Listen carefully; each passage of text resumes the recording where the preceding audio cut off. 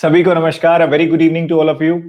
जल्दी से सभी के सभी आ जाइए। आप सभी का हार्दिक स्वागत है इस एनालिसिस सेशन में। मॉक टेस्ट 2 क्वांटिटेटिव एप्टीट्यूड करने का एनालिसिस करने वाला हूं मैं। जो लोग नहीं जानते हैं मुझे, मेरा नाम है आशीष अरोड़ा। अनअकैडमी पर क्वांट आपको पढ़ाता हूं मैं, और काफी नए स्टूडेंट्स हैं आज, तो मैं पहले इंट्रोडक्शन कर रहा हूँ। मैथ्स काफी इंटरेस्टिंग आया था, आप सभी जानते ही हैं, और क्वांटिटेटिव एप्टीट्यूड के सेक्शन का एनालिसिस करने अभी मैं आया हूँ। तो अभी 1 से 2 मिनट वेट करते हैं, उसके दौरान हम एनालिसिस देखते हैं कि पेपर था कैसा। और आपको काफियों को ऐसा लगा होगा कि पेपर बहुत ज्यादा टफ था और बहुत ज्यादा ऐसा एग्जाम में नहीं आता, ये चीज ऐसी होती है वैसे होती है, बहुत सारी चीजें दिमाग में चल रही होंगी। तो एक बार बेसिक सी चीज समझिए कि ये जो पेपर आया था उसका क्या लॉजिक था और किस वजह से, किस तरह से सेट किया गया था। अभी तक आप पेपर जो मॉक टेस्ट वगैरह दे रहे हैं, मेरे सामने ही होते हैं सारे मॉक टेस्ट, सब देखे हुए मैंने मॉक टेस्ट, जितने भी आप कंपनी के मॉक टेस्ट मेजर देते हो। अभी क्या है कि आपने मॉक टेस्ट दिए अलग अलग टाइप के, एक प्रोग्रामिंग हो चुकी है दिमाग की कि हाँ इस टाइप के क्वेश्चंस ही आते हैं, इस टाइप की चीज ही आती है पेपर में। और अगर जो बच्चे पिछले 2-3 साल से पेपर दे रहे हैं वो ये चीज जानते होंगे कि बैंक एग्जामिनेशन में सरप्राइजेस बहुत मिलते हैं। जब आसान पेपर की उम्मीद लेकर आओ तो टफ भी आ जाता है, और टफ की लेकर जाओ तो बहुत आसान दिख जाता है। तो ऐसा बहुत बार हो चुका है। तो ये सिंपल सी चीज समझने वाली है कि आपको अपने आप को प्रोग्राम सही से करना है कि पेपर ऐसा भी आ सकता है वैसा भी आ सकता है। पेपर इंटरेस्टिंग था, मॉडरेट लेवल का था। मानता हूं कि आपके 2019 में जितने पेपर हुए हैं प्रीलिम वाले, वो बहुत आसान हुए हैं, इससे बहुत इजी हुए हैं। पर हाँ, थोड़ा लेवल ज्यादा था। चलो कोई बात नहीं, सीखने को मिला ना। ब्रेन हमारा एक्सरसाइज, ब्रेन की एक्सरसाइज तभी होती है जब थोड़ा टफ पेपर होता है। ठीक है, तो पहले तो पॉजिटिव रहो कि पेपर ऐसा नहीं आएगा, पेपर थोड़ा आसान आएगा इससे।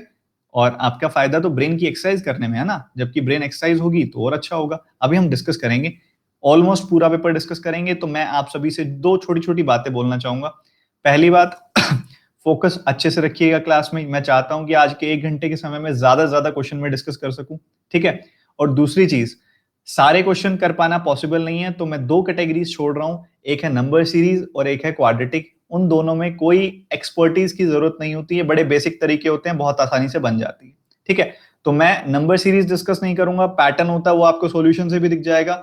और क्वाड्रेटिक इक्वेशन में रूट होते हैं, क्योंकि आपको भी पता है it is not practically possible कि 1 घंटे की क्लास में 35 सवाल हो जाए।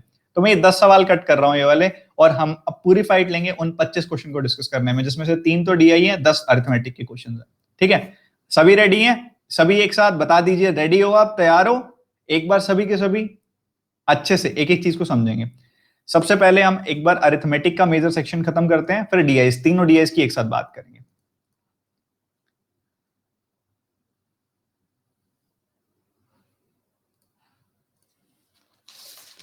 मैं पीडीएफ ऐड कर रहा हूं, रेडी हो जाइए सभी के सभी।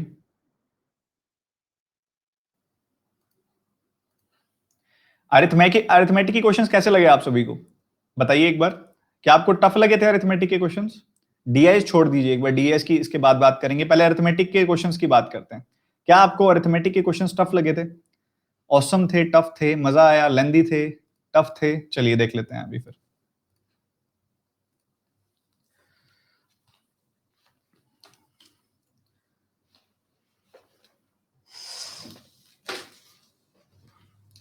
ये आपकी डीआई थी, इसको बाद में डिस्कस करेंगे। पहले एक बार हम अरिथमेटिक के क्वेश्चंस देख लेते हैं। पहला अरिथमेटिक क्वेश्चन ये था, देखो मैं आपको टाइम नहीं दूंगा, आप सभी सॉल्व कर चुके हैं सवाल अच्छे से, तो अब देखो समझो ध्यान से। वो कह रहे हैं कि टोटल डिस्टेंस ए और बी के बीच में डी किलोमीटर का डिस्टेंस है। मेरी बात सुनना फोकस के साथ, जिनको डीआई दिख रही है प्लीज रिफ्रेश करें। यहां पर इसमें कहा गया है कि 2 पॉइंट है ए और बी, मेरी बात ध्यान से सुनिए। कह रहे कि if the distance travelled along the stream, अगर स्ट्रीम के अलोंग, यानी कि किसकी बात हो रही है, डाउन स्ट्रीम। कह रहे कि अगर स्ट्रीम के अलोंग जो डिस्टेंस ट्रेवल किया गया है वो 3 गुना है, 3 टाइम्स है इस डिस्टेंस के। ठीक है सर, 3 गुना है। और उसके बाद वो कह रहा है कि जो स्ट्रीम के along distance against distance travel किया गया वो इससे डबल है, 2 टाइम्स है, यानी कि वो बात कर रहा है अप स्ट्रीम की, तो वो 2 गुना है। तो मैं कह सकता हूं कि ऊपर नीचे जितना डिस्टेंस ट्रेवल किया गया है उसकी रेशियो 3:2 है। क्या ये बात बोली जा सकती है? जो रेशियो ट्रेवल हुआ, जो डिस्टेंस ट्रेवल हुआ, उसकी रेशियो 3:2 है। ये बात बोली जा सकती है। उसके बाद कहा जा रहा है कि टाइम जो लिया गया है डिस्टेंस को कवर करने में along the stream, along the stream जो टाइम लिया गया वो 10% कम है। 10% कम है किससे? जो अगेंस्ट द स्ट्रीम टाइम लिया गया है। मतलब अपस्ट्रीम के टाइम को अगर मैं 10 बोल दूं तो डाउनस्ट्रीम का टाइम 9 होगा, मतलब 9:10 की रेशियो है। डाउनस्ट्रीम के टाइम की और अपस्ट्रीम के टाइम की। तो अगर ये डिस्टेंस की रेशियो है, डिस्टेंस को अगर मैं टाइम से डिवाइड कर दूं, डिस्टेंस को अगर मैं टाइम से डिवाइड कर दूं, तो मुझे ये रेशियो किसकी मिलेगी? ये रेशियो मुझे मिलेगी अपस्ट्रीम, डाउनस्ट्रीम और अपस्ट्रीम की स्पीड की, क्योंकि डिस्टेंस ओवर टाइम स्पीड होता है। तो यहां पर आप कैंसिल करोगे 1/3 आ गया, यहां पर आप कैंसिल करोगे 1/5 आ गया, तो ये रेशियो क्या आ गई? 5/3। ये किसकी आई है? डाउनस्ट्रीम स्पीड और अपस्ट्रीम स्पीड की। तो सर आप जानते हैं अगर डाउनस्ट्रीम स्पीड की और अपस्ट्रीम स्पीड की हमारे पास रेशियो हो तो हम दी गई चीज कैलकुलेट कर सकते हैं। दिया क्या गया है? हमें दिया गया 21 किलोमीटर, वो 1 घंटा 24 मिनट में जाता है अलोंग द स्ट्रीम, मतलब हमको डाउनस्ट्रीम की स्पीड दी गई है। सर 21 किलोमीटर जाया जा रहा है और 1 घंटा 24 मिनट कितने होते हैं? 1 आवर। 24 मिनट जो होता है वो 60 मिनट का कितना परसेंटेज होता है? 40% होता है, मतलब 1.4 आवर्स में। 1.4 आवर्स में मतलब मैं इसको 14/10 लिख सकता हूं, 1.4 आवर्स को 7 से कैंसिल किया 3/2 और इसको कैंसिल किया 5। तो हमें पता है कि जो डाउनस्ट्रीम स्पीड है वो 15 किलोमीटर पर आवर है। ठीक है, downstream speed 15 kilometre per hour है। तो 5 यूनिट की वैल्यू कितनी हो जाएगी? 15 किलोमीटर पर आवर। तो 1 यूनिट की वैल्यू कितनी हो गई? 3 किलोमीटर पर आवर। ये चीज भी हमें समझ में आ गई। अच्छा एक बात बताओ, स्ट्रीम की स्पीड कैसे निकालते हैं? अगर आपके पास डाउनस्ट्रीम स्पीड है, आपके पास अपस्ट्रीम स्पीड है, तो क्या करते हैं? डाउनस्ट्रीम माइनस अपस्ट्रीम बाय 2, मतलब 5 - 3/2, यानी कि 2/2 यानी कि 1 यूनिट। तो 1 यूनिट है यहां पर करंट की स्पीड, स्ट्रीम की स्पीड, और 1 यूनिट की वैल्यू तो हमें पता है कि 3 किलोमीटर प्रति घंटा है।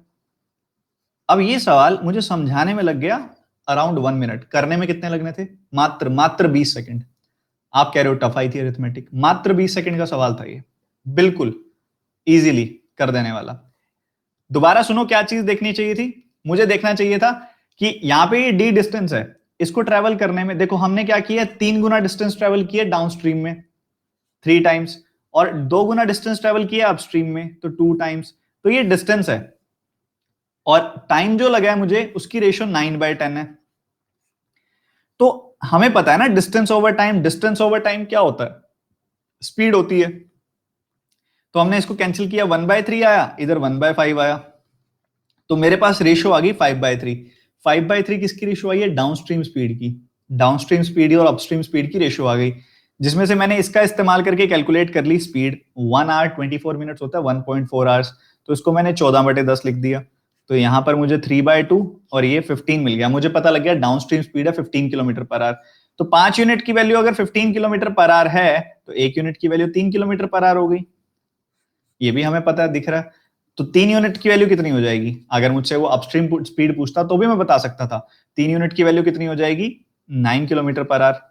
तो मेरे पास अगर डाउनस्ट्रीम स्पीड और अपस्ट्रीम स्पीड है तो मैं स्ट्रीम की स्पीड भी बता सकता हूं और पर्सन की स्पीड भी बता सकता हूं। स्ट्रीम की स्पीड कैसे बताऊंगा? दोनों यहाँ पे सब्ट्रैक्ट करके 2 से डिवाइड करके 6/2 3 आ गया। अगर मुझसे पर्सन की स्पीड पूछते तो मैं ऐड करके 2 से डिवाइड कर देता, 24/2 12 आ जाता।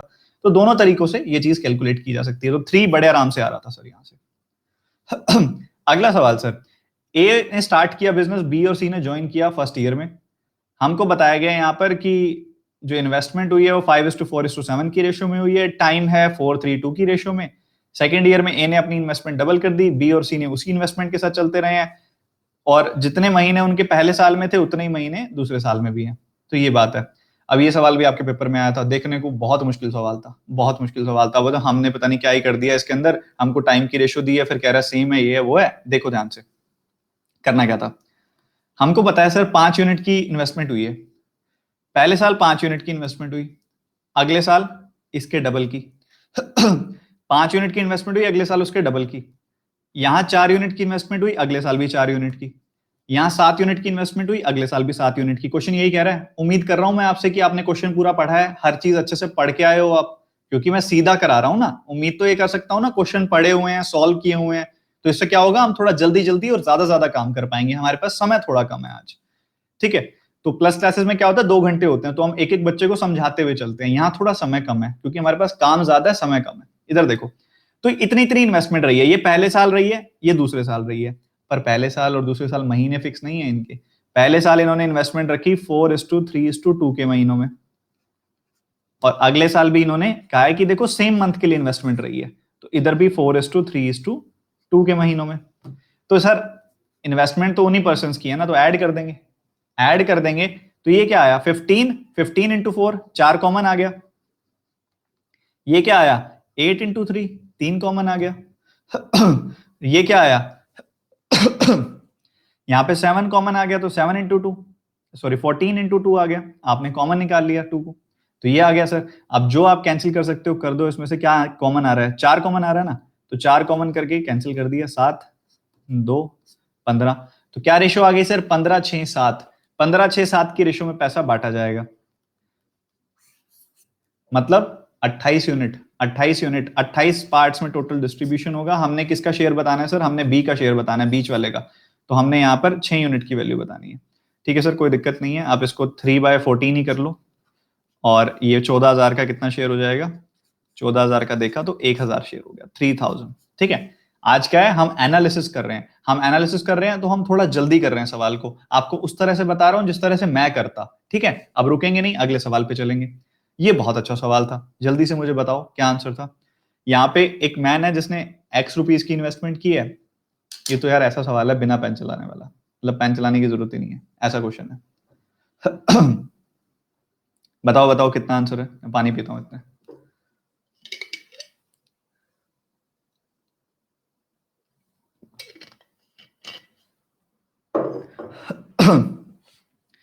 देखो भाई क्या दिक्कत है, हमको पता है कि इस बंदे ने ₹X की इन्वेस्टमेंट की, उधर से 15% रिटर्न आएगा उसको, कितने सालों में, 5 सालों में, 5 सालों तक 15% रिटर्न, मतलब 75% रिटर्न आ जाएगा। किसका सर 75% किसका आएगा सर, दिमाग में सोचना है, एक्स का आएगा। ठीक है, और इधर कितना रिटर्न आएगा सर, इधर उसने इन्वेस्टमेंट की है 10% के हिसाब से 2 सालों में कंपाउंड इंटरेस्ट पे, तो 10% प्लस 10% प्लस 10 गुना 10/100, यानी कि 21% रिटर्न आएगा यहाँ पे। तो यहाँ कितना रिटर्न आ जाएगा सर 21%, एक्स का भी आएगा और 300 का भी, 300 का 21% कितना होता है 63। तो इस 4,383 रुपए में से 63 रुपए तो ये वाले गए, सब्ट्रैक्ट कर दिए, कितने बच गए सर 4,320 रुपए बच गए। 4,320 रुपए क्या है सर, एक्चुअली 96% है, 96% है। तो आप इसको कैंसिल करना चाहो कैंसिल कर लो प्रॉपर तरीके से, आप 24 से कैंसिल कर लो इसको, और आपको ये नंबर दिखेगा 45 टाइम्स, 450 नहीं 45 टाइम्स, एग्जैक्टली 45 टाइम्स दिखेगा। तो 1% की वैल्यू 45 हो गई, हाँ जी 45 ही है, 1% की वैल्यू 45 हो गई, और 100% की वैल्यू कितनी हो जाएगी 4500, मतलब एक्स की वैल्यू कितनी आ गई 4500। तो टोटल पैसा कितना इन्वेस्ट किया उसने, ₹X पहले किए 4500, फिर x प्लस 300 यानी कि 4500 प्लस 4500 प्लस 300 यानी कि 9,000 प्लस 300 यानी कि 9300, 9300। ऐसे बना देना था सर, बड़े आराम से बन रहा है, सीधा उठा के सब्ट्रैक्ट ही तो करना था। आपके सामने है सर 13 मिनट हुए हैं, समझा भी रहा हूं कर भी रहा हूं, फिर भी जल्दी जल्दी हो रहा है, तो आप सोचो पेपर में आपसे होना था कि नहीं होना था। अगला सवाल, ये कितना प्यारा सवाल है सर, बहुत ज्यादा प्यारा सवाल है, जल्दी से बताओ क्या आंसर है। 63 कैसे आया, 63, 21%, 300 का कितना होता है 21 का 3 गुना 63। ये दिमाग लगने वाला सवाल था, लगाओ लगाओ, थोड़ा सा अच्छा सवाल लगा मुझे ये वाला, मतलब पूरे सारे सवालों में ना मुझे ये थोड़ा ठीक लगा सवाल, मतलब थोड़ा सा हटके था। बाकी सवाल मुझे लाइक वही लगे कि हाँ ये तो हम करते ही रहते हैं।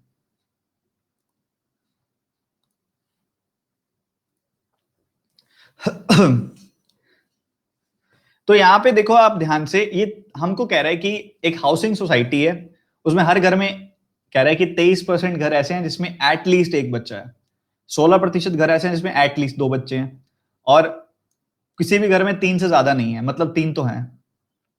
तो मतलब क्या हुआ इस बात का, या तो एक बच्चा है, या 2 बच्चे हैं, या 3 बच्चे हैं, या है ही नहीं, क्योंकि आगे वाले सवाल में लिखा हुआ है कि कईयों में है भी नहीं। नहीं, वेन डायग्राम नहीं करना है इसके अंदर, ये चलाना है बस, वेन डायग्राम नहीं चलाना। सर सिंपल सी बात देखो, सिंपल सी बात, 23% घर ऐसे हैं जिसमें एटलीस्ट एक बच्चा है, कम से कम, मतलब एक हो सकता है, 2 हो सकता है, 3 हो सकते हैं। ठीक है, तो ऐसे कितने घर हैं सर, 23% घर हैं, और 16% घर ऐसे हैं जिसमें एटलीस्ट 2 बच्चे हैं, यानी कि कम से कम 2, और 3 से ज्यादा तो हो नहीं सकते सर, 3 से ज्यादा तो हो ही नहीं सकते, तो 16% ऐसे हैं। तो सर एक सिंपल सी बात बताओ, ये सारे के सारे घर 23% हैं, ये सारे के सारे, मतलब जिस घर में एक बच्चा, जिस घर में 2 बच्चे, जिस घर में 3 बच्चे, ये सारे घर मिला के अगर 23% हैं, और जिस घर में 2 बच्चे और 3 बच्चे हैं, वो वाले 16% हैं। तो ये वाला केस क्या कहता है, सीधा सा ये वाला केस कहता है कि सर ये 1 यूनिट वाले, ये एक बच्चे वाला घर, जिस घर में केवल एक बच्चा है, वो आप निकाल सकते हो, बिल्कुल निकाल सकते हैं सर, सब्ट्रैक्ट करके।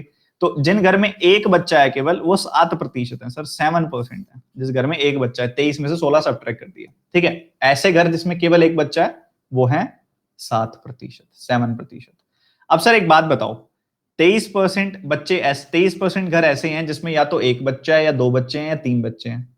तो बाकी 77% घर, बाकी 77% घर कौन से हैं, जिनके घर एक भी बच्चा नहीं है। मतलब यही हुआ उसका, बाकी 77% घर कौन से हैं जिसमें एक भी बच्चा नहीं है। तो ये कह रहा है कि जिनके घर में एक भी बच्चा नहीं है ना, वो 7 गुना है। अब 77 किसका 7 गुना है, 11% का। और ये किसका 7 गुना है सर, जिन घर में 3 बच्चे हैं। मतलब ये हुआ कि तीन बच्चे वाले जो हैं वो 11% हैं। तो अगर 2 और 3 बच्चे वाले मिलाकर 16% हैं, 3 बच्चे वाले 11% हैं, तो ये 2 बच्चे वाले कितने हो गए सर, बाकी 5% हो गए। ये बात भी समझ में आ गई होगी। तो कह रहे 200 घर हैं इस हाउसिंग सोसाइटी में, 200। तो आप ये बता दो कि इन 200 घरों में टोटल बच्चे कितने हैं। सर हमें पता है कि हमने क्या करना है, 7% निकालना है 200 का, 5% निकालना है, पहले 7% निकालना है 200 का, फिर 1 से मल्टीप्लाई करना है, फिर 5% निकालना है 200 का, फिर 2 से मल्टीप्लाई करना है, फिर 11% निकालना है 200 का, फिर 3 से मल्टीप्लाई करना है। पहले क्यों नहीं कर लेते, 7 को 1 से किया कितना आ गया 7%, 5 को 2 से किया कितना आ गया 10%, और 11 को 3 से किया कितना आ गया 33%। तो ये कितना आ गया सर टोटल 50%। तो सीधा 50% निकाल लो 200 का, 100 आंसर आ गया। सर आप बताओ कितनी देर का सवाल था। आप बताओ सर कितनी देर का सवाल था।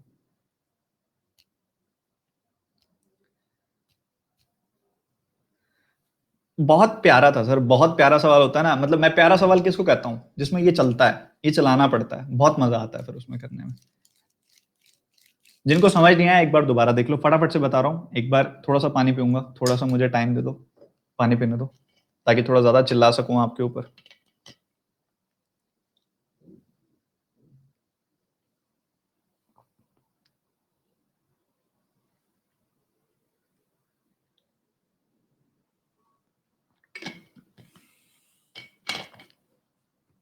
टाइम टेकिंग नहीं है, दिमाग लगाने वाला सवाल है। देखो कह रहे कि जिस घर में एटलीस्ट एक बच्चा है, मतलब उसमें कौन कौन से बच्चे आ गए, जिसमें एक बच्चा है, जिसमें 2 बच्चे हैं, जिसमें 3 बच्चे हैं, ये तीनों तरह के घर वाले आ गए। ऐसे 23% हैं। जिस घर में एटलीस्ट 2 बच्चे हैं, मतलब 2 बच्चे और 3 बच्चे, ये वाले, मतलब इन तीनों का सम जो है वो 23% है, इन दोनों का सम जो है 16% है। तो हम बता सकते हैं ना फिर, ये एक जिस घर में एक बच्चा है वो कितने हैं, 23 माइनस 16 करके बता सकते हैं ना सर, 7% कर रहे हो। उसके बाद कह रहा है सर जिस घर में एक भी बच्चा नहीं है, वो 7 गुना है उन घरों से जिनके घर में 3 बच्चे हैं। सर अगर ज्यादा से ज्यादा बच्चे ही 3 हो सकते हैं एक घर में, इस क्वेश्चन के हिसाब से, तो एक बच्चा, 2 बच्चा, 3 बच्चा, ये सारे मिला के कितने हैं, 23%। 23%। तो जिस घर में कोई भी बच्चा नहीं है वो कितने हुए, बाकी बचे हुए 77%, 77%। तो बाकी बचे हुए 77% बच्चे, 77% बच्चे, कि बाकी बचे हुए 77% घरों में बच्चा एक भी नहीं है। तो अगर ऐसा है, तो ये कह रहा है कि ये जितने घरों में बच्चा एक भी नहीं है ना, ये 77% जो घर है ना, ये 7 गुना है। ये 77 किसका 7 गुना है, 11% का। तो ये जिन घर में केवल 3 बच्चे हैं, वो कितना हो गया सर, 11%। अगर ये दोनों मिला के 16% है, ये अकेला 11% है, तो ये कितना हो गया, 5%। समझ गए अब तो। उसके बाद हमने क्या करना है, हमने बताना है कितने बच्चे हैं इस पूरी सोसाइटी में। तो सर हम क्या करेंगे, 7% निकालेंगे 200 का, फिर उसको 1 से मल्टीप्लाई कर देंगे। 5% निकालेंगे 200 का, फिर उसको 2 से मल्टीप्लाई कर देंगे। 11% निकालेंगे 200 का, फिर उसको 3 से मल्टीप्लाई कर देंगे। ऐसा नहीं करेंगे सर, ऐसा नहीं करेंगे। सम 7% को 1 से मल्टीप्लाई कर दो, 5% को 2 से कर दो, 11% को 3 से कर दो, सीधा वो परसेंटेज निकाल दो। तो 7 को 1 से किया तो कितना आया, 7%। 5 को 2 से किया तो कितना आया, 10%। 11 को 3 से किया तो कितना आया, 33%। तो ये कितना हो गया, 50%। तो हमारा आंसर आ जाएगा सीधा सीधा 50% ऑफ 200, यानी कि 100। अगला सवाल, अब ये सवाल बहुत स्टूडेंट्स काट का एक्स वगैरह मान के बहुत लेंथी प्रोसीजर बना दिया था इस सवाल का। करना जरा कितनी देर लगेगी आपको, फिर मैं बताता हूं।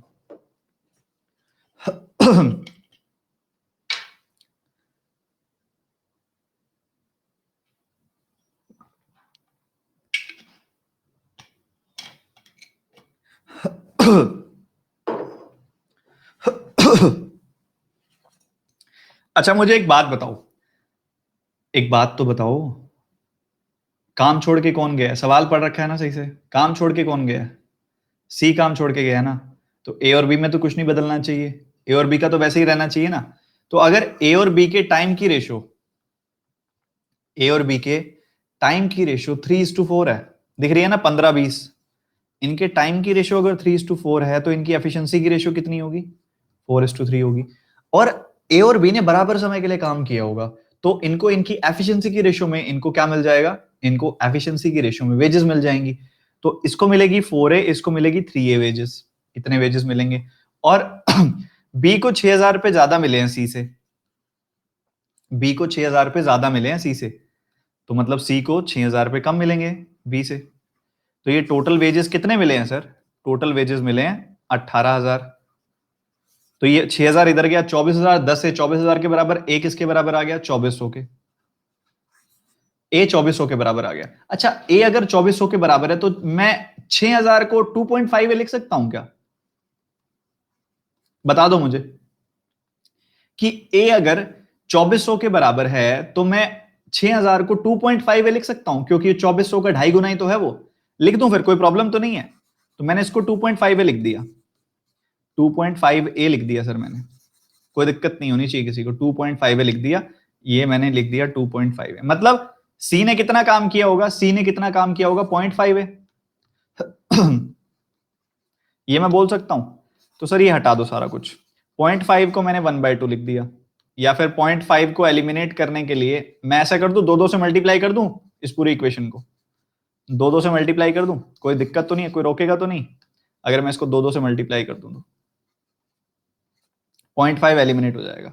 तो 8, 6, 1, मतलब ए ने 8 यूनिट काम किए, बी ने 6 यूनिट काम किए, सी ने 1 यूनिट काम किया है। हमसे पूछा गया है, हमसे पूछा ए कितने दिन बाद काम छोड़ के चला गया।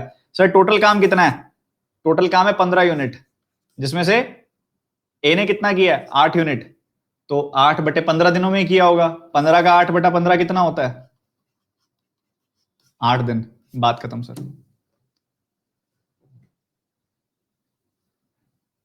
समझे? ये इस तरह से भी घुमा सकते हो आप सवाल को, बहुत टाइम बचेगा, बहुत टाइम बचेगा। समझ रहे हो? डिफिकल्ट है ये। अगर ये डिफिकल्ट है तो फिर आपने डिफिकल्ट वाले देखे नहीं है। दिमाग को सही से घुमाना पड़ता है और कुछ भी नहीं। हमने इसमें क्या देखा सर? हमको पता है, पहले तो सवाल पढ़ लिया ना सभी ने सवाल पढ़ लिया।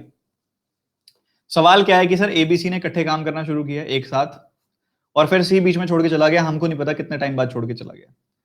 ठीक है? और हमको कहा है कि ए टोटल ऑफ 18,000 रुपए हमने दिए हैं, जिसमें से बी को 6,000 रुपए ज्यादा मिले हैं सी से। तो बताओ ए कितने दिन बाद काम छोड़ के गया?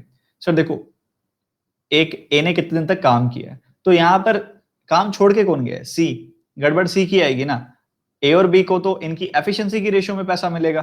तो ए और बी की अगर टाइम की रेशियो 3:4 है तो इनकी एफिशिएंसी की रेशियो क्या होगी? 4:3 होगी। सिंपल सी बात है।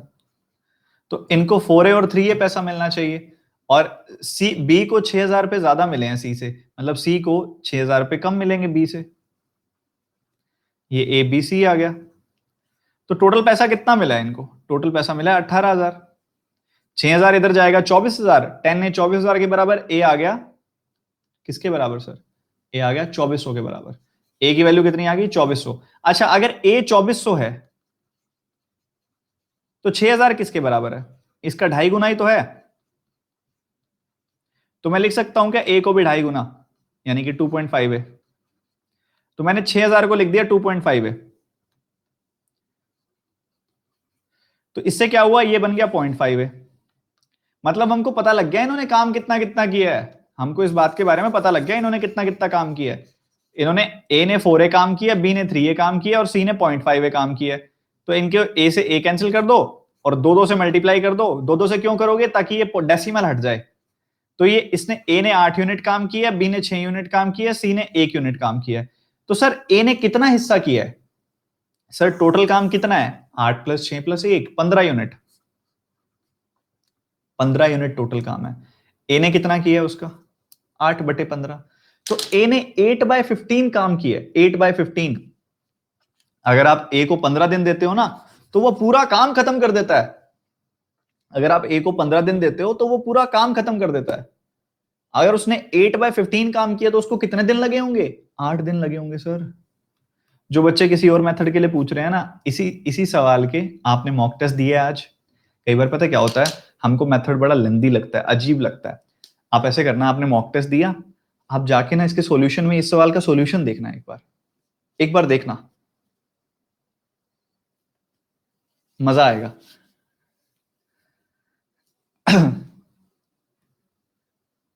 अगला सवाल ये आ गया आपका। एक बार इसको मैं अभी होल्ड पे रख रहा हूं, पहले मैं बाकी डीआई के बचे हुए बाकी जितने भी अरिथमेटिक के सवाल है ना उनको निपटाता हूं, फिर सबसे पहले केस स्टडी कराऊंगा आपको, ठीक है।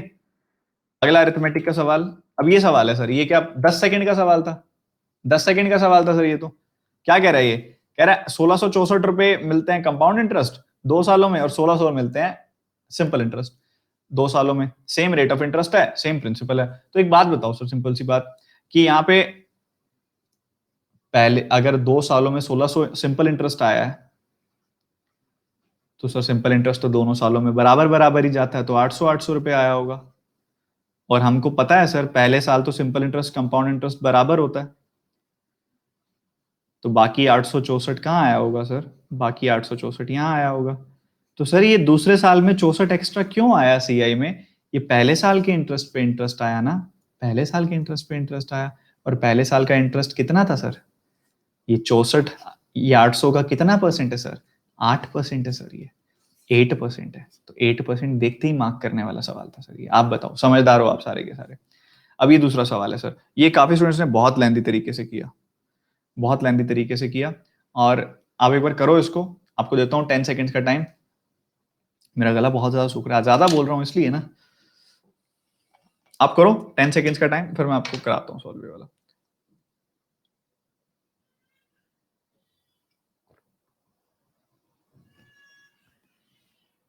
ज्यादा बोल रहा हूँ, स्पीडली बोल रहा हूँ, क्योंकि मैं ज्यादा सवाल कराना चाहता हूँ आपको।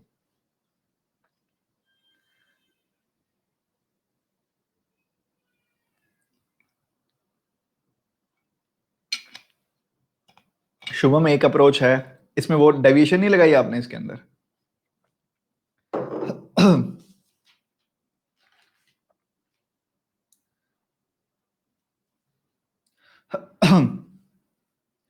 वही तो गेम है, वही तो गेम है सर। देखो, हमको पता है प्राइस, क्या पता है सर? प्राइस 75 रुपए,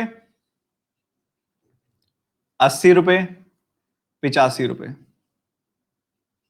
ये प्राइस है। इसने हमको यही नहीं बताया कितने कितने लीटर लिए हैं इसने। कोई बात नहीं, हम निकाल लेंगे सर। टोटल खर्चा 40,800 का किया ना इसने, तीनों केसेस में। ईच केस में 40,800 का खर्चा किया इसने। यहां पे 75 लीटर लिए हैं, यहां 80 लीटर लिए हैं, यहां पे 85 लीटर लिए हैं। बच्चे डिवाइड करने लग जाते हैं इसको। डिवाइड क्यों करना है? रेशो निकालो। Cancel cancel cancel. 15, 16, 17। तो क्या बचा सर? क्या बच गया सर? मुझे बता दो। 1/15, 1/16, 1/17 बचा ना? 1/15, 1/16, 1/17। तो ऐसे की रेशो निकालनी आपको, रेशो वाले मेथड में सिखाई हुई है मैंने। मना मत करना, डांट खाओगे जो प्लस वाले स्टूडेंट हो। इसको 15, 16, 17 से मल्टीप्लाई कर दूं, इसको 15, 16, 17 से मल्टीप्लाई कर दूं, इसको 15, 16, 17 से मल्टीप्लाई। दिमाग में होता है ये, मैं करके बता रहा हूं क्योंकि कुछ बच्चे नए भी हैं। तो यहाँ 16, 17 आ जाएगा, यहाँ 15, 17 आ जाएगा, यहाँ 15, 16 आ जाएगा। बताओ बताओ, जल्दी बताओ।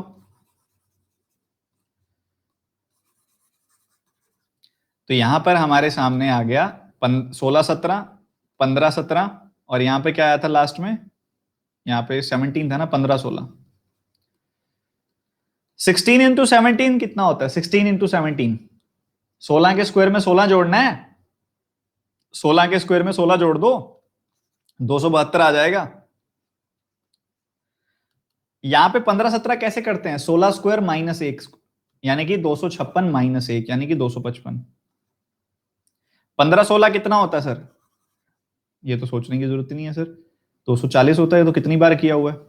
अब हमको पता है कि 272 यूनिट हमने दूध खरीदा इतने रेट का, 255 यूनिट दूध खरीदा इतने रेट का, 240 यूनिट दूध खरीदा इतने रेट का।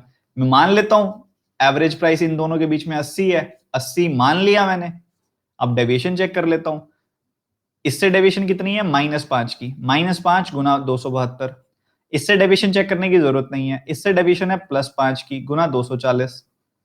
तो कितना फर्क आ गया सर? -5 272 +5, कितना फर्क आ गया सर बताओ?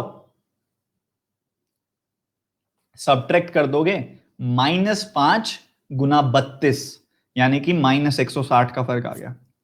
ठीक है, आ गया, कोई दिक्कत नहीं है, कोई प्रॉब्लम नहीं है। इनको जोड़ना जरा, 200 200 200 600 72 55 40 कितना आ गया? 1 एंड ये आ गया आपके पास 70, सीधा सीधा एक्स्ट्रा -160 आएगा। आप इसको जोड़ो, 272 255 और 240, कितना टोटल सम आ रहा है?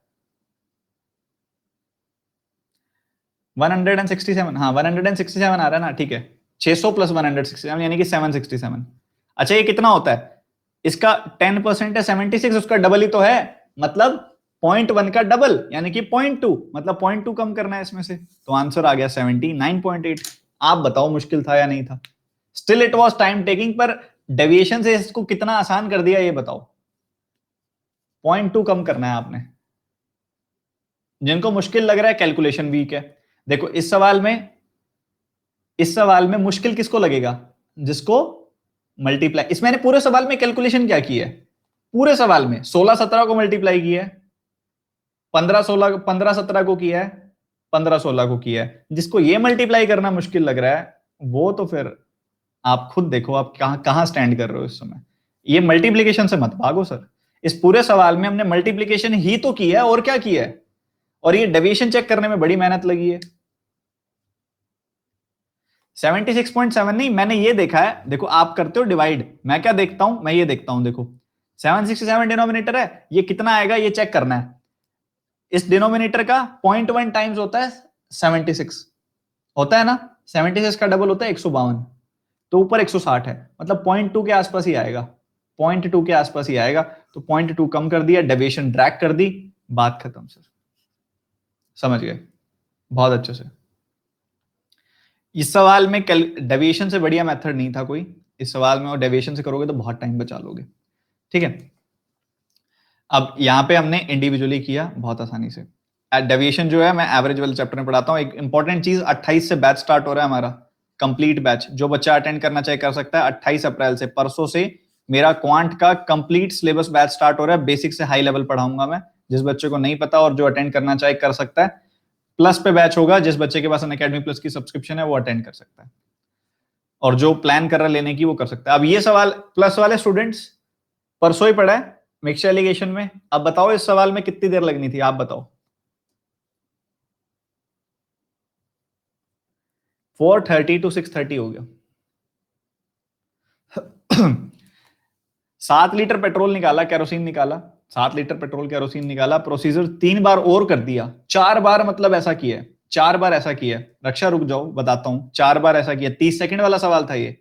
4 बार ऐसा किया। रेशियो पेट्रोल टू केरोसिन की जो है वो है 81-75, मतलब रिप्लेसमेंट करने के बाद 81 और 75, 175 इतनी रेशियो रह गई कैरोसिन और पेट्रोल और कैरोसिन की। मतलब कैरोसिन 175 बच गया। यहां पर अगर देखिए शुरू में पेट्रोल था, तो शुरू में पेट्रोल कितना था? इसके सम के बराबर यानी कि 256। अब पेट्रोल कितना रह गया? 81। सर ये दिख रहा है कि ये 4 की पावर 4 होता है, ये 3 की पावर 4 होता है, मतलब 4 से 3 हो रहा था, मतलब 1 यूनिट कम हो रहा था। 1 यूनिट 7 के बराबर है सर, तो 4 यूनिट 28 के बराबर होगा सर। इनिशियल क्वांटिटी 28 थी सर, बात खत्म। बताओ रक्षा, 30 सेकंड लगने थे इस सवाल में, आप बताओ क्या पकड़ पा रहे हो सवाल को?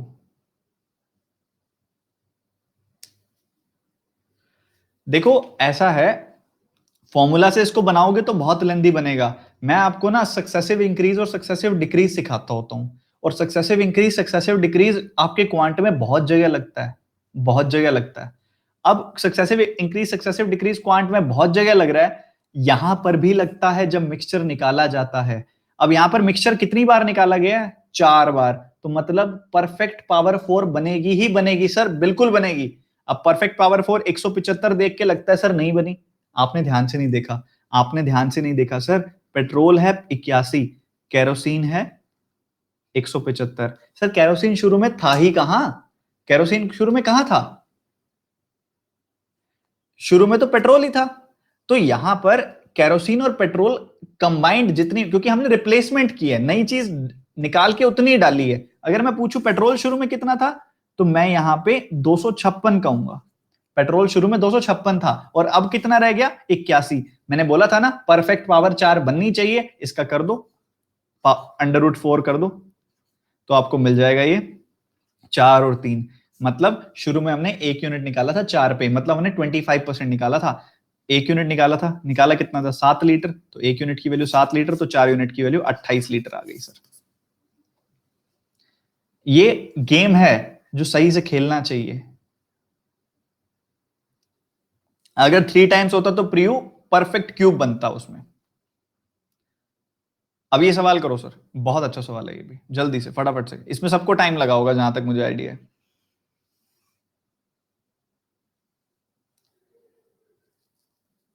बनाओ, कितना समय लगेगा बताओ।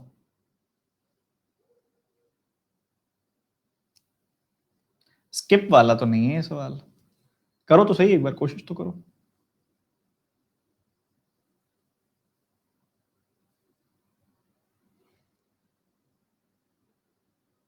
जो बच्चे अनअकैडमी प्लस को सब्सक्राइब करने के लिए प्लान कर रहे हैं या सोच रहे हैं कि अनअकैडमी प्लस को या 28 वाला बैच अटेंड करना है, उसके लिए लास्ट में बात करूंगा। मैं बीच में कमेंट्स देख रहा हूँ, काफी स्टूडेंट्स कमेंट्स वगैरह कर रहे थे उस बारे में, तो लास्ट में उस बारे में बात करेंगे, ठीक है? निश्चिंत रहिए। एमडीएच वाला मेथड इसके अंदर लगाने की ऐसी कोई खासा मशक्कत नहीं है, ऐसे भी बना सकते हो इसको।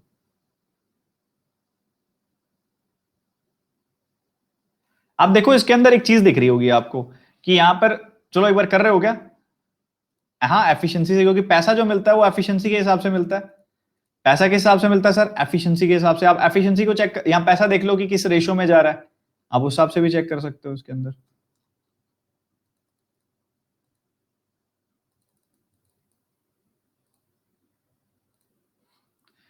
तो यहां पर अगर आप देखोगे ध्यान से, एक इंपॉर्टेंट चीज है। अब 4 मेन और 6 वुमेन जो हैं, 40,000 रुपए मिल रहे हैं उनको। एक दिन में कितने मिल रहे हैं? 5 दिन में मिल रहे हैं 40,000 रुपए। तो एक दिन में कितने मिल रहे हैं? 8,000 रुपए मिल रहे हैं। तो इनको एक दिन में 8,000 रुपए मिल रहे हैं, हमको ये दिख रहा है। अगर इनको एक दिन में 8,000 मिल रहे हैं तो इनको कितने मिल रहे हैं? 43 को आप डिवाइड करो जरा 6 से, 42 को कर दो, बाकी 1500 अलग कर दो। तो अगर आप 42 को करते हो अलग से और आप साथ में करते हो, तो आपको ये 7 मिल रहा है, 725 25 आ गया। आपने 1500 को अलग से कर दिया, 250 आ गया, 7,000 प्लस 250। तो एक जगह 8,000 रुपए मिल रहे हैं, एक जगह 7,000 7,250 मिल रहा है, 7,250 मिल रहा है। तो जब 4 मैन और 6 वुमेन काम कर रहे हैं, तो इनको रोज का मिल रहा है 8,000 रुपए। और जब एक मैन कम हो गया, एक वुमेन बढ़ गई, तो इसकी वजह से इनको मिल रहे हैं कितने? 7,250। क्या है, दिख रहा है सबको? अगर मैं सब्ट्रैक्ट कर दूं इनको, तो m माइनस डब्ल्यू की वैल्यू आ गई 750। तो इन दोनों इक्वेशन को सॉल्व कर लो, बस आपको पता लग जाएगा कि एक m को कितना मिलता है, किस हिसाब से मिलता है। बहुत आराम से, मतलब ऐसा कोई लेंदी तो है ही नहीं अप्रोच इसके अंदर। ये आप 3 से मल्टीप्लाई करके इसको सॉल्व कर दो पूरे को, आपको m की वैल्यू मिल जाएगी। इवन औरली भी किया जा सकता है इसको, 3 सब्ट्रैक्ट कर दो आप और उसके बाद 7,250। तो यहाँ पे आपको वैल्यू मिल जाने वाली है 7,3 500 रुपए वेमेन को मिल रहे हैं, और उस हिसाब से आप पुट करके दूसरी वैल्यू भी निकाल सकते हो। 3,500 रुपए कम कर दो। तो यहाँ पे एमडीएच से लेंदी हो रहा है, इससे तो आपको एक मैन और एक वीमेन का आपको पता लग जाएगा कितना पैसा मिलता है। वहां पुट कर लो सीधा सीधा, 7 मैन, एक मैन को इतना मिलता, तो 7 को कितना मिलेगा, 3 को कितना मिलेगा, डिवाइड कर दो, 8 दिन आपका आंसर आ जाएगा इसके अंदर। 500 और 1,250 रुपए आ रहा है। तो आप यहाँ देखो कि इंडिविजुअल इनको कितना कितना मिल रहा है। आप ऐसे करो, 1,250 जो आ रहा है आप उसको 7 से मल्टीप्लाई कर दो, और इस पर्टिकुलर केस में 8,750 आ जाएगा। 8,750 और 3,000 रुपए, तो मिल रहे हैं, टोटल मिल रहे हैं 11,750 रुपए। मतलब 11,750 रुपए एक दिन के मिलते हैं। तो ये 11,750 का कितना गुना है 94,000? 8 गुना 88,000, इसका 8 गुना कितना होगा सर? 88 और 6,000। तो सीधा सीधा दिखाई दे रहा है कि इसका 8 गुना ही है। तो 8 दिन में जाके इतना पैसा मिलेगा सर, सिंपल है। तो आप थोड़ा सा इसको मतलब थोड़ा दिमाग में कैलकुलेट करने की भी कोशिश करें, नहीं तो दिक्कत आएगी। यूं आपको लग रहा है एमडीएच वगैरह लगाओ, थोड़ा बेसिक जो है ना, बेसिक स्किल भी लगाओगे तब भी बात बन जाएगी। अब एक बार दोबारा देखो, 40,000 रुपए मिलते हैं 5 दिन के, एक दिन के कितने मिलेंगे? 8,000 रुपए। इधर कितने मिलते हैं सर? इधर आप 6 से डिवाइड करोगे तो इधर मिलेगा आपको कितना? 7250। देखो सर 750 रुपए कम हो गए, 750 रुपए कम हो गए। क्यों? क्योंकि आपने 4 के 3 मैन कर दिए, मतलब एक मैन कम कर दिया, एक मैन बढ़ा दी। इस वजह से ना, इस वजह से कितने कम हो गए? 750 कम हो गए। मतलब एक मैन को एक वुमेन से 750 रुपए ज्यादा मिलते हैं, ये पता लग रहा है। यहां से एक मैन को एक वुमेन से 750 रुपए ज्यादा मिलते हैं। और आपको ये दिखाई दे रहा है इस पर्टिकुलर केस में कि 4 मैन को और 6 वुमेन को मिलाकर 8,000 रुपए मिलते हैं। तो इनको सॉल्व कर लो दोनों इक्वेशन को, आपको मिल जाएगा कि एक एम को 1250 मिलते हैं, एक वुमेन को मिलते हैं 500 रुपए। ठीक है, और आप फिर मल्टीप्लाई करो, 12 सत्ते 84, 50 का 7 गुना 350 और जोड़ दो उसके अंदर, तो इस पॉइंट पे आपको मिल जाएगा 8750। तो 8750 रुपए मिल रहे हैं उधर मैन को, और 6 गुना कर दोगे आप उधर 500 का 3,000, 8750 रुपए। देखो यहाँ पे आपको दिख रहा है 8750, 7 को आपने मल्टीप्लाई किया 1250 से, तो आपको मिल गया कि 8750 इधर मिल रहे हैं। 500 को इसको मल्टीप्लाई कर दिया 3,000 रुपए। तो टोटल एक दिन का कितना मिल रहा है? एक दिन का कितना पैसा मिल रहा है? 11,750 रुपए मिल रहे हैं इनको। और यहाँ पे कितने मिल रहे हैं? 94,000। तो इन्होंने कितने दिन काम किया होगा? डायरेक्ट मल्टीपल तो है, 11 का 8 गुना 88,000, 750 का 8 गुना 6,000, तो 88 प्लस 6 94,000 तो है। तो मतलब उन्होंने 8 दिन काम किए। आप कैलकुलेशंस को अच्छे लेवल पर लेकर जाओ, आप बहुत अच्छा करोगे। इसलिए मैं आपको तरीका यही सिखाता हूं जब आप प्लस में आते हो कि किस तरह से किया जाता है चीजों को। अभी पहली क्लास जो है आपके बैच की, जो नया बैच स्टार्ट हो रहा है 28 को, पहली क्लास ही स्पीड मैथ्स की है। 2 क्लासेस लूंगा मैं आपकी स्पीड मैथ्स की, और वहां पर आपको यही चीजें सिखाने वाला हूं मैं। अब ये सवाल, मेरा नाम इस्तेमाल किया गया इस सवाल में, इसमें देरी मत लगाना, जल्दी कर देना प्लीज। टाइमिंग 4:30 बजे, आशीष कुमार झा।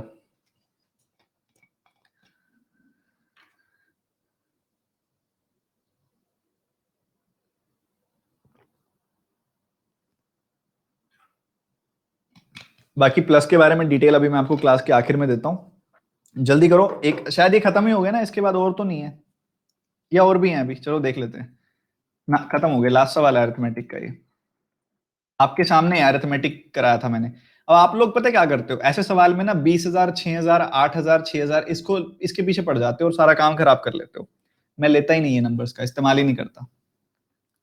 इन्होंने बराबर इन्वेस्टमेंट की है ना, तो मैं मान लेता हूं इन्होंने 100% की इन्वेस्टमेंट की है, 4-4 महीने तक की है। फिर उन्होंने क्या किया, इसने 6,000 रुपए निकाल लिए। 6,000 रुपए निकाल लिए, मतलब कितने निकाल लिए? 6,000 कितना होता है 20,000 का? 30% होता है, 70% पैसे अभी भी पड़े हैं उसके 8 महीनों के लिए। फिर उसके बाद इसने 8,000 रुपए निकाल लिए। 8,000 कितना होता है? 40% होता है, मतलब 60% पैसे इसके अभी भी पड़े हैं बचे हुए 8 महीनों के लिए। इसने 6,000 रुपए और डाल दिए, मतलब 30% और डाल दिए, मतलब इसके 130% पड़े हैं अभी बचे हुए 4 सालों के लिए। तो यहाँ पे आप कैंसिल कर दो इसको, जो भी कैंसिल हो रहा है। आप इधर से देखो तो 8 कैंसिल कर दो, चाहे पहली बात तो ये कैंसिल कर लो, परसेंटेज ये 0 0, चाहे परसेंटेज लगाते ही ना इसके अंदर। और 100 कॉमन निकाल के कैंसिल कर दिया आपने, ये 4 भी कॉमन निकल के कैंसिल हो रहा है यहाँ पे। तो आपके फाइनल रेशियो बड़े आराम से इसके अंदर आ जाएगी, बहुत सिंपल सी। ये 10 और यहाँ पे 14, 24 आ जाएगी, जो बाद में कैंसिल होकर 12 बन जाएगा यहाँ पे। ठीक है, और यहाँ पे आप सॉल्व करोगे तो यहाँ पे आपको मिल रहा है 12 और ये 22, 12 और 10 22 मिल रहा है, जो बाद में कैंसिल होकर 11 हो जाएगा। और उसके बाद यहाँ पे आप जोड़ोगे ना, तो आपको 10 और यहाँ पे 26, 36, हाँ 10 और 26 36 मिल जाएगा, जो बाद में कैंसिल होकर 18 हो जाएगा। तो ये फाइनल रेशियो आ जाएगी 12, 11, 18। ठीक है, 12, 11, 18। 8 साल नहीं है, 8 महीने हैं स्नेहा। 4 महीने की इन्वेस्टमेंट करने के बाद फिर 8 महीने बच जाते हैं ना साल में। तो ये इस तरह से है। उसके बाद अगर आप देखोगे 12, 8 और 18, 11, 18 इस रेशियो में इनको पैसा मिलेगा सर। कोई बात नहीं सर, दे देंगे, कोई दिक्कत नहीं है। अब यहाँ पर अगर आप देखोगे टोटल पैसा 41 रेशियोज में डिवाइड हो रहा है, और हमने किसका शेयर बताना है सर? मेरा ही बताना है, इन्होंने मेरा ही पूछना था। स्पेलिंग में डबल ए लिखा हुआ, मतलब मेरी बात हो रही थी। तो लास्ट वाले की मतलब 18 का शेयर। ठीक है, तो यहां पर आप देखो तो टोटल टोटल कितना फायदा हुआ है? 656 00। तो डिवाइड कर दो इसको, कितना आ रहा है सर डिवाइड करने पर?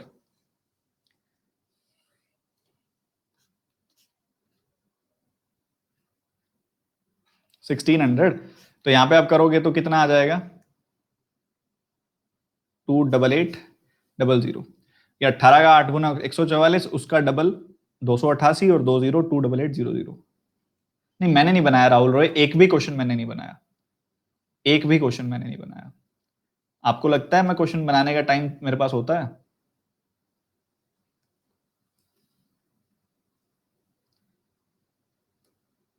ये हो गया। अब एक आपकी जो डीआई थी आपको बहुत ज्यादा परेशान किया, जिस डीआई ने, ये वाली डीआई, इसकी और बात कर लेते हैं फटाफट से।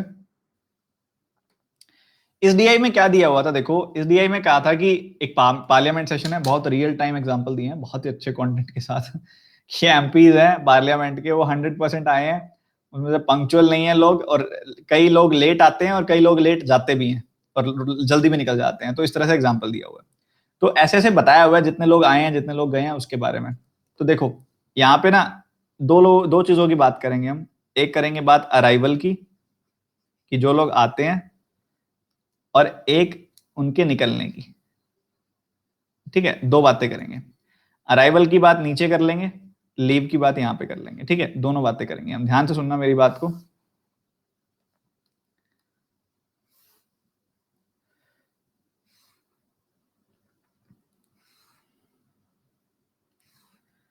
तो यहां पर अगर आप देखोगे, कुछ लोग क्या हुआ है, जल्दी आए हैं, कुछ टाइम पे आए हैं, कुछ अर्ली आए हैं। आपने सवाल पढ़ लिया ना अच्छे से? उम्मीद है मुझे आपसे ये सवाल वगैरह सब पढ़ लिया होगा। कुछ जल्दी आए हैं, कुछ लेट आए हैं, कुछ कुछ जल्दी आए हैं, कुछ ऑन टाइम आए हैं, कुछ लेट आए हैं।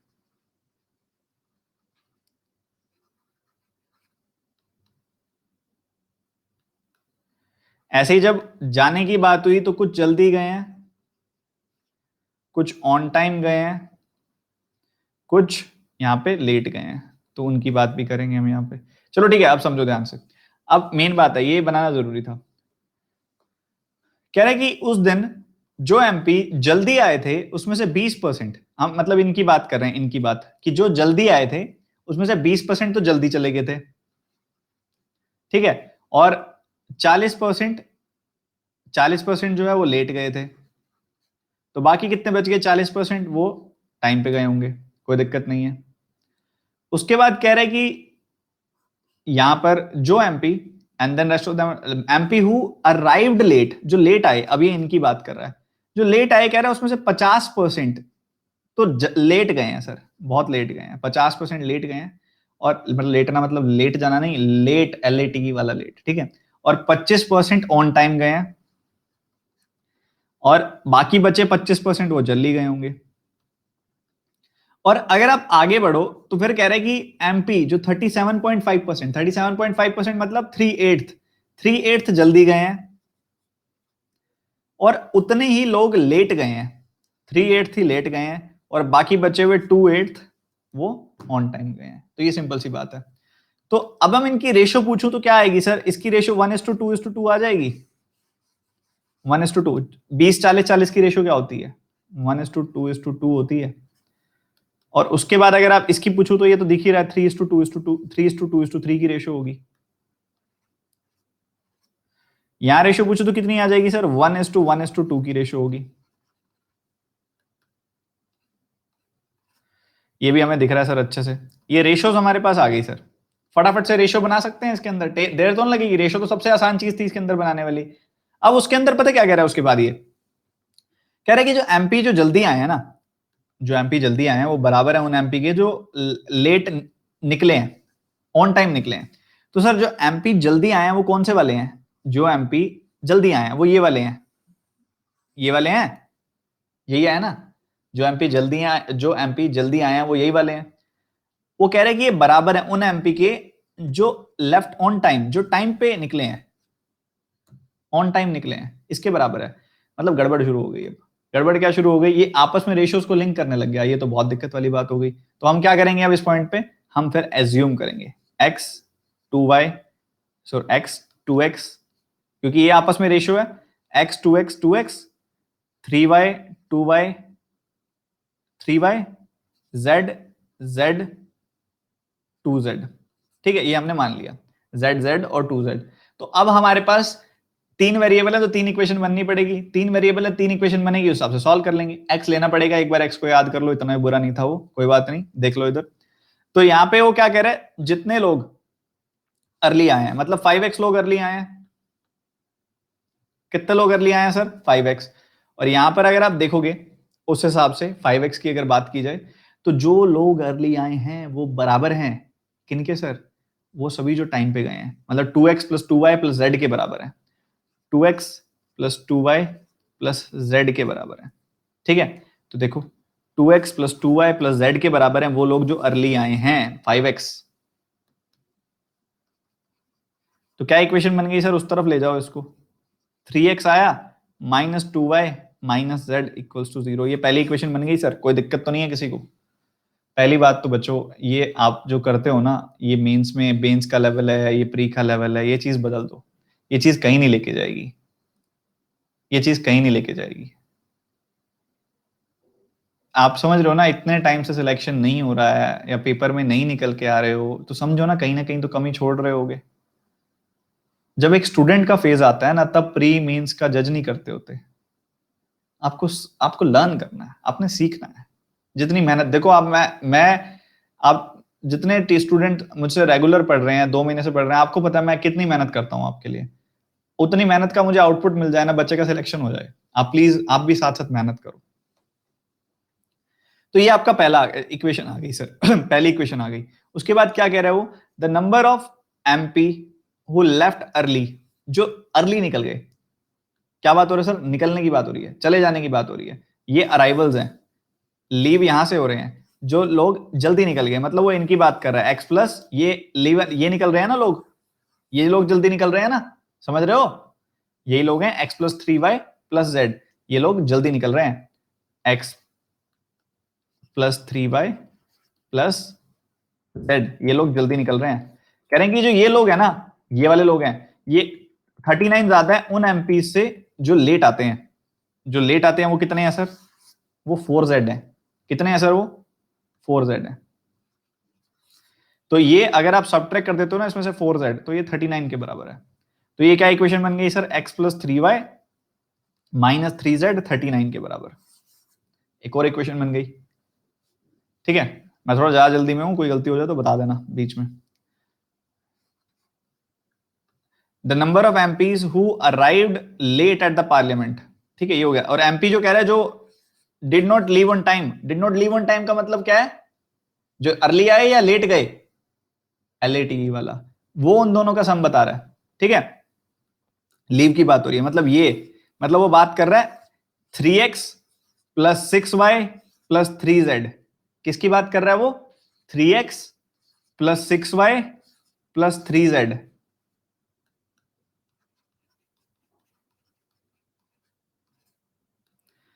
इनकी बात हो रही है। ये 144 के बराबर है। अब काफी बच्चे कहते हैं सर महा मुश्किल, कितना मुश्किल है सर? ये बहुत ज्यादा मुश्किल है। इतनी आसान होती है ना ये, बस आपने मन का वहम बनाया हुआ है।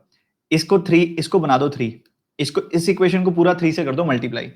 इस इक्वेशन को 3 से मल्टीप्लाई करके x एलिमिनेट ही कर दो, या फिर इन दोनों को और इन दोनों को मल्टीप्लाई करने की जरूरत नहीं है। सॉरी, इन दोनों को, इसको 3 से मल्टीप्लाई करके इसका x एलिमिनेट कर दो, और जैसे इसको 3 से मल्टीप्लाई करोगे इसका भी x एलिमिनेट हो जाएगा, इसका आपस में x एलिमिनेट हो जाएगा। बहुत आसानी से हो रहा है। z एलिमिनेट करना चाहते हो, इनको दोनों को जोड़ दो, z भी एलिमिनेट हो गया, एक्स वाई में इक्वेशन बन गई। तो यहां से z एलिमिनेट कर दो, इधर 3 से मल्टीप्लाई करके दूसरा पेयर बना के z एलिमिनेट कर दो, दो इक्वेशन का पेयर बना के z एलिमिनेट कर दो, एक्स वाई में दो इक्वेशन मिल गई, x और y की वैल्यू मिल गई, x और y की वैल्यू मिल गई, z की भी मिल गई। बहुत आराम से। समझ रहे हो कि नहीं समझ रहे? एक बार बता देता हूं, देखो ये वाली अलग इक्वेशन है, ये वाली अलग इक्वेशन है, ये वाली अलग, दोनों अलग अलग इक्वेशन है। इन दोनों को जोड़ दो, इन दोनों को जोड़ दो, क्या आएगा? 4x plus 9y equals to इन दोनों का सम। इन दोनों का सम कितना होगा? 183 होगा। तो इन दोनों को जोड़ दिया हमने, क्या आया सर?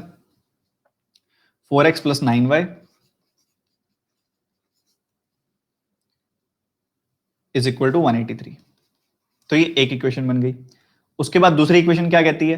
दूसरी इक्वेशन भी कहती है कि z एलिमिनेट करो आप। Z एलिमिनेट कैसे करोगे, इसको 3 से मल्टीप्लाई करके, इसको 3 से मल्टीप्लाई करके इसमें जोड़ दो, फिर से 3 से मल्टीप्लाई करोगे इसको तो 9x, क्या आ गया सर ये 9x minus 6y minus 3z is equal to 0। 3 से मल्टीप्लाई किया तो यही आएगा। अब इस इक्वेशन में जोड़ दो इसको, तो इधर तो 39 का 39 रह जाएगा, इधर क्या रह जाएगा 10x माइनस 3y, सबट्रैक्ट करना पड़ेगा, इसको सबट्रैक्ट कर दो। तो यहाँ पे आप सबट्रैक्ट करोगे, इसमें से इसको उल्टा सबट्रैक्ट कर दो, ऐसे सबट्रैक्ट कर दो, नेगेटिव इक्वेशन आ जाएगी, कोई फर्क नहीं पड़ेगा।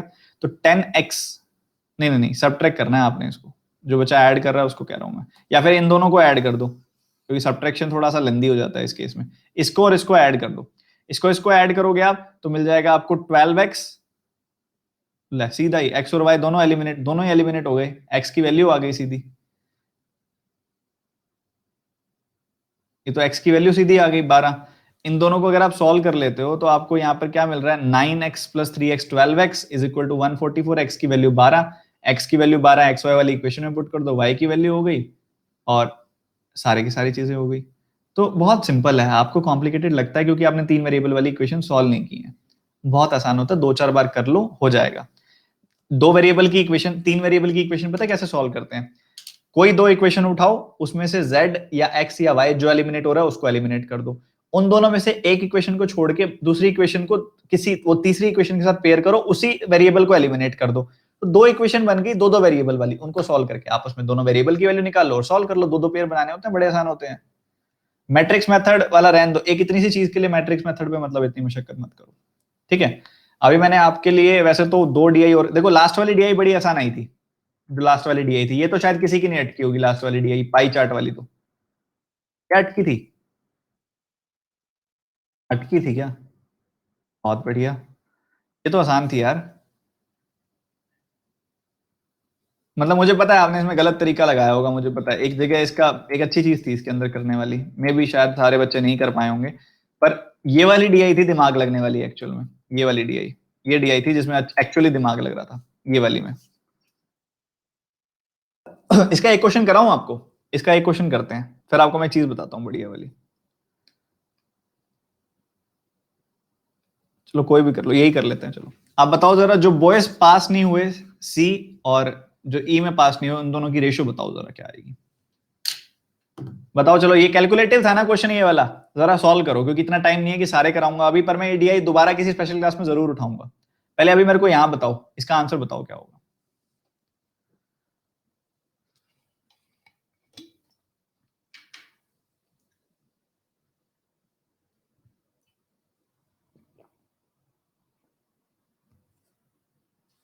काम बहुत रहा है क्या आपका आज? मैं कह रहा था टीम को कि 1 घंटे की क्लास में नहीं होगा, ये 2 घंटे की क्लास रखो।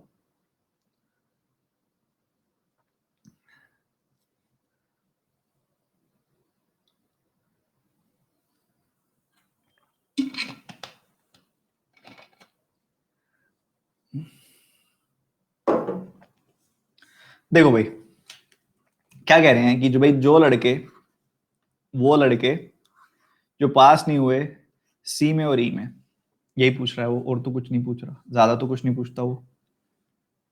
तो यहां पे आप देखोगे कि जो सी में और ई में पास नहीं हुए, इन दोनों की बात कर रहा है। इसमें हम सबसे बड़ी गलती पता क्या करते हैं? सबसे बड़ी गलती एग्जैक्ट वैल्यू को उठाने की गलती, ठीक है।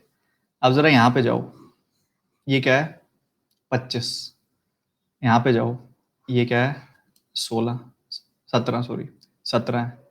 तो यहाँ पे क्या करते होते हैं और क्या एक्चुअली होता सारी बात बताता हूँ मैं आपको। यहाँ मैं वैल्यू पता क्या उठाऊंगा, इस जगह पे मुझे क्या करना है, नोट पास्ट बॉयज चाहिए, जो बॉयज पास नहीं हुए। मतलब इस सवाल में मुझे, मेरी बात सुनना, क्योंकि जल्दबाजी में करके जा सकता हूँ मैं ये सवाल, पर मैं समझाना चाहता हूँ कि क्या चीज पकड़नी थी इधर। इधर मुझे सवाल में क्या करना है, पहले टोटल बॉयज निकालने हैं कितने हैं, फिर मुझे फेल्ड बॉयज निकालने हैं कितने हैं, पास्ट बॉयज निकालने हैं कितने हैं, और फिर सब ट्रैक कर देना, नोट पास्ट आ जाएंगे। यही करना है ना। डायरेक्ट फेल्ड तो नहीं निकाल सकते किसी तरीके से, नहीं निकाल सकते ना, डायरेक्ट नोट पास तो नहीं निकाल सकते, ऐसे ही करना पड़ेगा। पहले हमें टोटल निकालने पड़ेंगे बॉयज कितने हैं, फिर पास्ट निकालने पड़ेंगे। अच्छा एक बात बताओ, मुझे पास्ट निकालने के लिए क्या करना पड़ेगा, इसी 65 का क्या करना पड़ेगा, 9/13 करना पड़ेगा, मतलब 45% निकालना पड़ेगा। 45% मतलब क्या होता है, 9/20 निकालना पड़ेगा, मतलब मुझे 20 से डिवाइड करना पड़ेगा। ये चीज मैंने फटाफट से देख ली, 9/20 करना पड़ेगा, 20 से डिवाइड करना पड़ेगा। और यहाँ के लिए मुझे 25 से डिवाइड करना पड़ेगा। तो 25 गुना 20 ऐसे कर लेता हूँ ना, मैं मान लेता हूँ कि सी में 500 बच्चे हैं टोटल। सी में 500 बच्चे हैं टोटल, मान लेते हैं सर, क्या दिक्कत है, क्या दिक्कत है, मान लेते हैं। तो बॉयज कितने हैं एक्चुअली, 14/25, वो कितना होता है?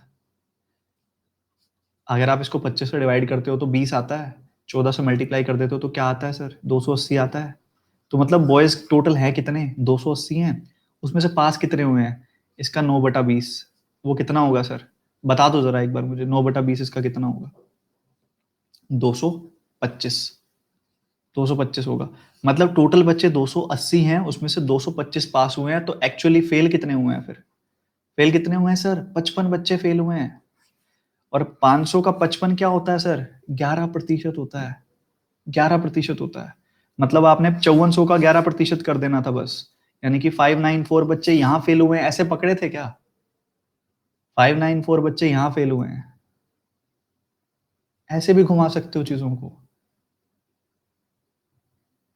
तो ये हमें बॉयज पता लग गए यहाँ के कितने फेल हुए हैं। ठीक है, तो ये हो गया। मैं जानबूझ के धीरे बोल रहा हूँ, थोड़ा इंटरेस्ट आता है, ऐसे फोकस बढ़ रहा है ना बच्चों का, पता नहीं क्या ही बता देंगे। तो 594 बच्चे कहाँ फेल हुए हैं? सी में। अच्छा यहाँ पे क्या है, सॉरी कौन सा है, ई है ना। यहाँ क्या है, 17, 170। और यहाँ क्या करना है सर, पास निकालने के लिए मुझे, पास निकालने के लिए क्या करना पड़ेगा मुझे, 5/9 करना पड़ेगा। और वो कितना होता है, वो कितना होता है 5/9, 45, 54 का 5/9 कितना होता है, 30% होता है। तो सर कुछ इसके लिए तो कोई ज्यादा मशक्कत करने की जरूरत नहीं है, मैं टोटल बच्चे मान लेता हूँ 170 है, तो उसमें से 90 तो बॉयज हो गए सर। इसमें से पास कितने हुए हैं सर, इसमें से पास कितने हुए हैं, कितने हुए हैं, 30%, 51 बच्चे। फेल कितने हो गए मतलब 39, 39 फेल हो गए सर। तो ये इसका 6800 जो होता है, ये इसका कितना टाइम्स होता है, 6800 इसका 4 गुना होता है या 40 गुना होता है, 40 गुना होता है। 39 का 40 गुना कितना होता है, बता दो यार, 39 का 40 गुना कितना होता है? 1560, जोड़ दो, आंसर आ गया। इतनी लेंदी थी क्या, इतनी लेंदी थी? ऐसे में ऐसे कैसे जोड़ेंगे, इसमें 600 जोड़ के 6 घटा दो, इसमें 600 जोड़ोगे 6 घटाओगे तो 2154 मिल जाएगा।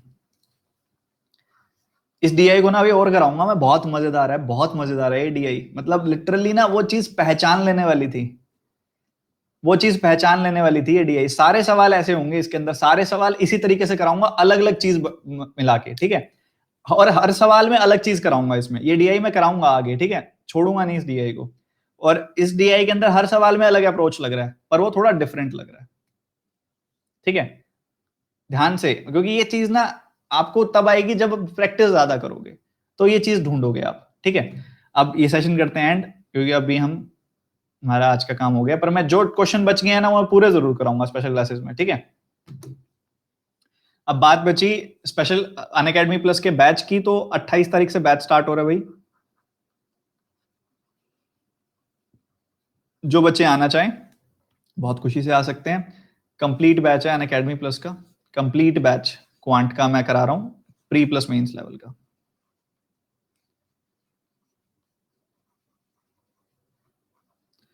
और ये बैच 4:30 हमारी क्लास होगी इसकी, 4:30 to 6:30 मंडे से फ्राइडे।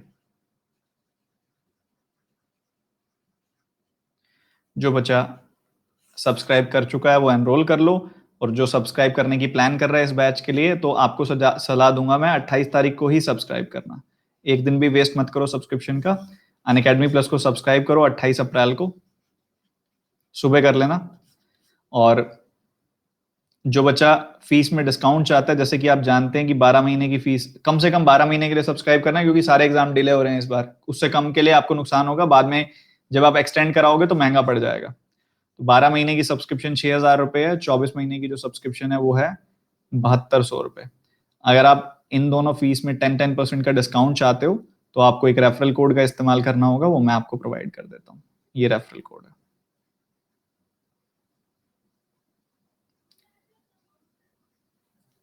घर से फोन आ गया कि आज इतना लेट कैसे हो गए हैं। तो ये रेफरल कोड है भाई, 10% डिस्काउंट का। जो बच्चा इस्तेमाल करना चाहे, सब्सक्रिप्शन लेना चाहे, वो इस कोड का इस्तेमाल करे। 28 तारीख को हमारा बैच आ रहा है सर।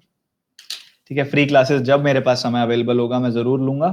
ठीक है, जो भी समय अवेलेबल जब भी मेरे पास होता है मैं आ जाता हूँ यूट्यूब पे स्पेशल क्लासेस में। ठीक है, अब अगर आप प्लस बैचेस में आना चाहते हैं, जो मेरे कंप्लीट बैचेस जो हैं जिसमें मैं हर चीज डिटेल में बनाता हूँ, तो वो सारे के सारे बैचेस आप अगर आप एनरोल करना चाहें, जो बच्चे प्लस के हैं वो बाकी स्टूडेंट्स को अपना रिव्यू दे सकते हैं, अपनी सलाह दे सकते हैं कि लेना चाहिए कि नहीं लेना चाहिए प्लस। और जो बच्चे प्लस के नहीं है, आप सुनिए अपने फ्रेंड्स की बात, अगर आपको इनकी बातों में दम लगता है, मेरी क्लासेस में दम लगता है, तो आप कंप्लीट बैच अटेंड कर सकते हैं। और ये कंप्लीट बैच जो है ये अराउंड 2 से 3 महीने प्रीलिम प्लस मेंस की अरिथमेटिक पढ़ेंगे पहले, उसके बाद फिर mains level high level batch लेकर आएंगे। ठीक है, और ये जो फीस है, कई बच्चे सोचते हैं 6 महीने के लिए कर लेते हैं, देखो बहुत कम फीस का फर्क होता है 6 और 12 महीनों में, तो 12 महीने या 24 महीने के लिए ही सब्सक्राइब करना। ठीक है, ये आपका कोड है 10% डिस्काउंट के लिए, स्क्रीनशॉट ले लेना। सेशन अभी एंड करता हूँ, मैं बहुत ज्यादा थक चुका हूँ, बहुत ज्यादा चिल्लाया हूँ आज मैं आप सभी के ऊपर। So good bye, take care, God bless you. YouTube channel का नेम बता दीजिए, यूट्यूब चैनल का नेम सभी के सभी जो बच्चे जानते हैं स्पैम कर दो सारे एक साथ। यूट्यूब चैनल का नेम STUDIFIED स्टडीफाइड यूट्यूब पे। Good bye.